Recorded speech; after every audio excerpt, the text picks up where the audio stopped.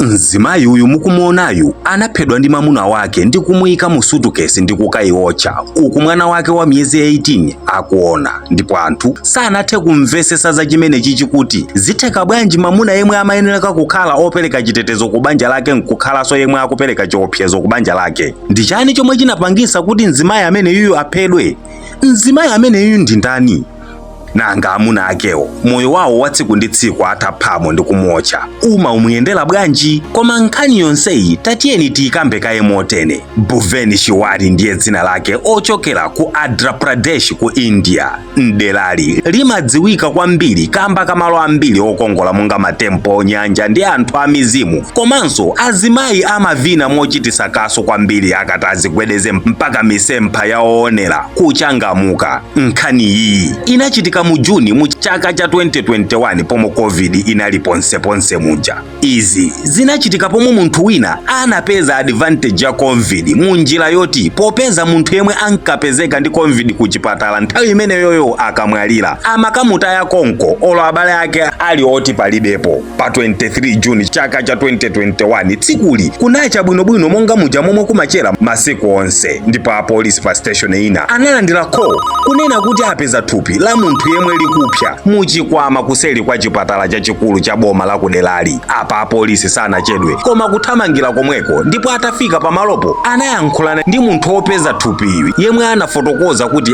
anabwera ku chipatala kuzapanga cheki ndipo iye akudusa kuseliko ndipo mwe anaona za mtundu otenewu. Apa apolisi anazimisa moto uja koma munali mochedwa kamba kuti anapeza thupi lonse lapyereratu moti ngakhale mafupa analiso atapyerera zomwe zinakanikitsa apolisi kudziwa kuti ndi mzimayi kapena mzibambo. Ndipo kenako anatenga zotsatira za thupili ndi kulipitisa ku chipatala komwe kafukufuku anali kupitilira. Apolisi anayamba kuyang'ana ma CCTV cameras ozungulira ku chipatalachi, koma kamba kuti kuseli kwa chipatalachi kunazungulidwa ndi thengo la mbiri komanso manyumba anali otalikirapo koteno kunalibe ma CCTV camera kuseliko. Kafukufuku ali mkati, timu yofufuza inapeza kuti thupi lija linali la mzimayi wapakati pa zaka 27 ndi 35 zakubadwa. Apolisi anayamba kufufuza m'mapolisi station anzawo ngati panali kesi ya mzimayi osowa, ndipo ali mkati mofufuza anapeza pa police station ina pomwe panali complaint ya mzimayi wina dzina lake Bhuvani Shiwari wa zaka 27 zakubadwa yemwe anali pa banja ndipo anali ndi mwana wa miyezi 8.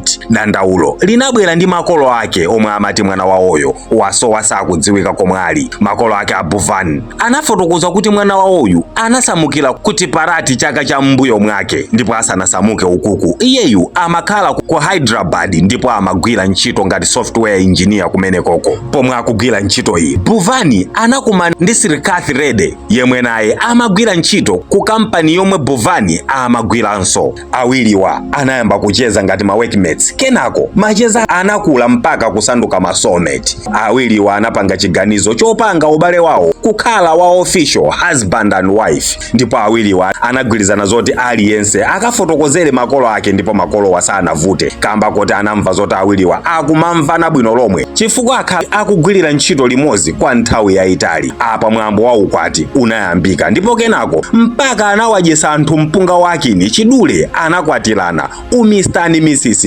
unayambika moyo wawo ndi kumapitilira. Pa 30 January 2020 ku India kunapezeka koyamba virus ya COVID yomwe inapezeka ndi ma student atatu omwe amachokera ku Wuhan ku China. Mu nthawi Bhuvani anali atabereka mwana ndipo anasiya kupita ku ntchito mwachidule, anali pa maternity leave. Kenako mwana wake atakwanisa miyezi 3 mu March pomwe panali pa 5 India inalengeza za lockdown kamba kaizi kampani yomwe awiriwa amagwira ntchito inachosa anthu ambiri ntchito kuphatikizapo mamuna wake wa Bhuvani. Koma Bhuvani pamliliwu iye ntchito yake sinathe, ndipo izi zinapangisa kuti Bhuvani azigwirabe ntchito koma ali kukhomo kwake. Apa Srikath Reddy anaganiza zobwerera kwawo ku Tirupati komwe makolo ake ankakhala. Izi sizinasokoneze ntchito ya Bhuvani popeza anali akumagwirira ntchito pa khomo. Onse pamozi anakafika ku Tiripati. Apa awiriwa atafika ku Tiripati, Sirikathi anasamuka nyumba ya makolo ake ndi kumakakhala payekha kumusiya mwana ndi mkazi wake ndi makolo ake aja. Apolisi atamva uthenga uwu anapempha address ya Sirikathi ndipo analunjika ku nyumba kwake. Atafika ku nyumba kwakeko anapeza kuti kunali kotseka. Apolisi anayamba kumusakasaka akumukayikira Sirikathi chifukwa atafika kwawo kuja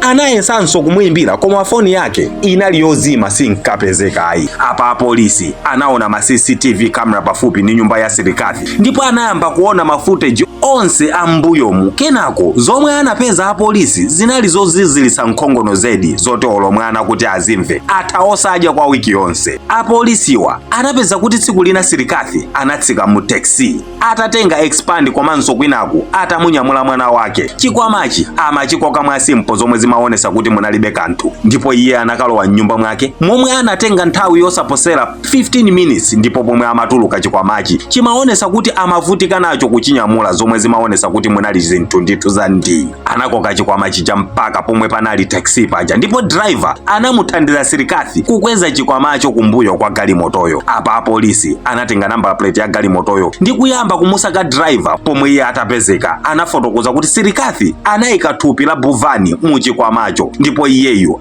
anangopemphedwa chabe kuti amuthandize Sirikathi kukataya thupilo ndipo anamupasa ndalama zambiri. Iye anavomereza kamba kamavuto ake achilembwe omwe iyeyu pa nthawi anali nawo. Inu mukudziwa umphawi ukasakanikirana ndi kupanda nzeru. Iye taxi driver anapitiriza kufotokoza kuti Sirikathi anamuuza kuti alitengere thupilo ku chipatala chachikulu komwe munjira anayima pa filling station ndi kugula petrol 5 liters okaotchera thupilo ndipo atafika kuseli kwa chipatalacho anatsitsa thupilo ndi kuliyika mu chilemu ndi kulithira petrol kenako ndi kuliotcha. Izi zimachitika pomwe Sirikathi atanyamula mwana wake wa miyezi 18 m'manja. Anthuwa sanangoyatsa chikwamacho ayi koma anadikirira mpaka ataona kuti palibe umboni uliwonse watsalira pamalopo. Kenako ananyamuka ndi wa taxi yemwe uja ndipo Sirikathi anakapakira zinthu zake pamodzi ndi mwana wake ndi kukwera taxi yomwe ija ndi kumapita kopitako kuopa umboni kugwidwa. Madzulo a tsikuli mayi ake Bhuvani amayesa kumuimbira mwana wawoyo koma nambala simagwira.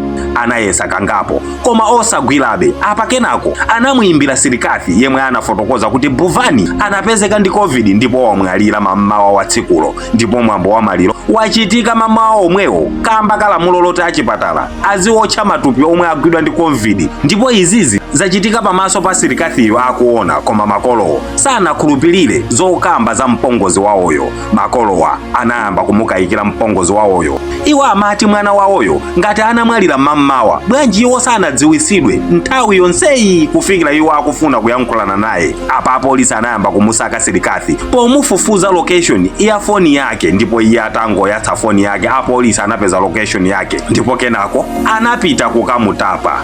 Apolisi anali ni maumboni onse kuphatikizapo panali umboni wina yemwe anali taxi driver uja. Apa aliyense anali akufuna kudziwa chifukwa chomwe Sirikathi yemwe ankamukonda kwambiri Bhuvani zaka za mbuyo zonsezi kuti afika pomupha bwezi lakelo chotene bwanji. Iye anayamba kufotokoza kuti pomwe ntchito yake inatha ku Hyderabad kuja anaganiza zobwerera kwawo ku Tirupati komwe iyeyo anapanga ka organization ka online kochedwa People Against Corruption. Iye anali ndi organization yomenyera anthu ufulu omwe aponderezedwa za chinyengo zisachitike koma mmalo momenyera anthu ufulu iye anayamba kulandira mabanzi ziphuphu ndi kumabisa machimo a anthu ochita zoyipa. Mkazi wake Bhuvani atamva izi anamuyankhula kangapo mamuna wake kuti zomwe akupangazi ndi zachabe ndipo anthu akazaziwa azaonongesa miyoyo yawo. Sirikathi zimamunyasa kumva malangizo a Bhuvaniwa. Bhuvani anayesesa kufotokozera mamuna wake zakuyipa kwa zomwe amapangazi koma Sirikathi samamva ndipo izi zinapangisa awiriwa kuyamba pafupifupi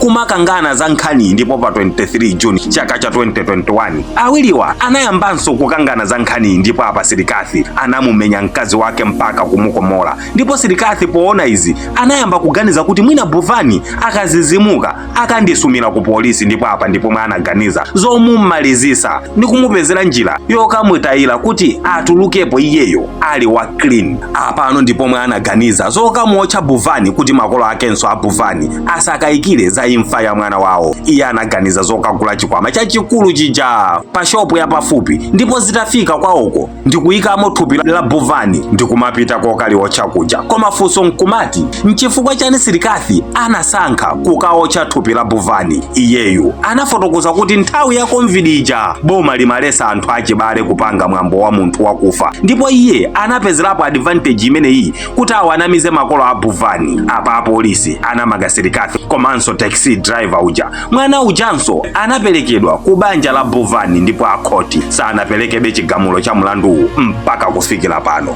Ndine Dini Studios ndathokoza kwambiri kamba koonera nkhani. Musayiwale kupanga like komanso kuyika comment kuti timve zomwe inu mukuganizapo za nkhani. Ndipo pamapeto pakenso osayiwala kupanga share ndi kupanga tag anzanu aja nawonso azamve nawo za uthengawu. Thank you.